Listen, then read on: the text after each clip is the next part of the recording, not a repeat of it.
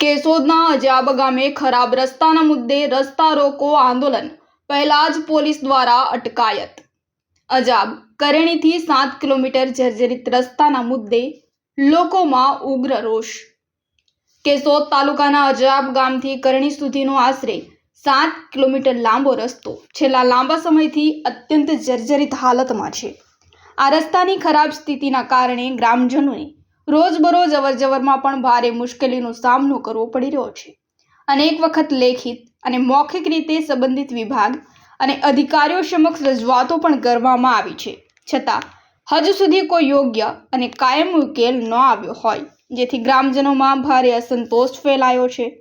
આ પરિસ્થિતિને ધ્યાને લઈને અજાબ ગામના નિલેશભાઈ અધેરા, જે તાલુકાના સદસ્ય પ્રતિનિધિ છે, પરંતુ આંદોલન શરૂ થાય તે પહેલા જ પોલીસ તંત્ર ઘટના સ્થળે પહોંચ્યું હતું અને નિલેશભાઈ અધેરાની અટકાયત કરી હતી અને તેમને પોલીસ સ્ટેશન લઈ જવામાં આવ્યા હતા। જો કે નિલેશભાઈ અધેરાએ વધુમાં જણાવ્યું કે અજાબથી કરણી સુધીના રસ્તાની તાત્કાલિક મરામત તથા નવીનીકરણ માટે તંત્ર તાત્કાલિક પગલાં ભરે, નહીંતર આગામી દિવસોમાં આંદોલનને વધુ ઉગ્ર બનાવવાની ચેતવણી પણ આપી છે। નિલેશભાઈ અઘેરા, અજાબ તાલુકા પંચાયત પ્રતિનિધિ। કાલે મેં સોશિયલ મીડિયામાં એક વિડીયો વાયરલ કર્યો હતો કે મારા ગામમાં જે 1.5 વર્ષ ત્યાં અવધિમાં આવેલો રોડ તે પડતર કામ પડેલું હતું, તો એ બાબત મેં એવો વિડીયો આપેલો કે અમે રસ્તા રોકો આંદોલન કરશું, પરંતુ અમે 10 વાગ્યાનો ટાઈમ આપ્યા પહેલાં જ પોલીસ પ્રશાસન ત્યાં પહોંચી અને મારી અટક કરવામાં આવી। તો અટક કરવામાં આવી અને અત્યારે એમ કહે છે સત્તાધીશો કે તમારો રસ્તો સોમવાર સુધીમાં ચાલુ થઈ જશે।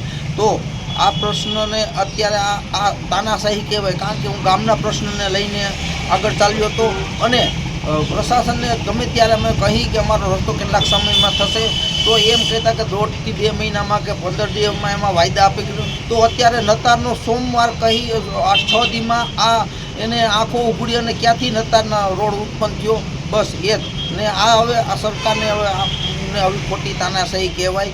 તો આ બાબતને લઈ અને અત્યારે મારું ગામ મારા સમર્થનમાં છે અને ગામ બંધનું એલાન કરે એવો મને ત્યાંથી સમાચાર આવ્યા છે, તો ગામ મને આખું સમર્થન આપશે।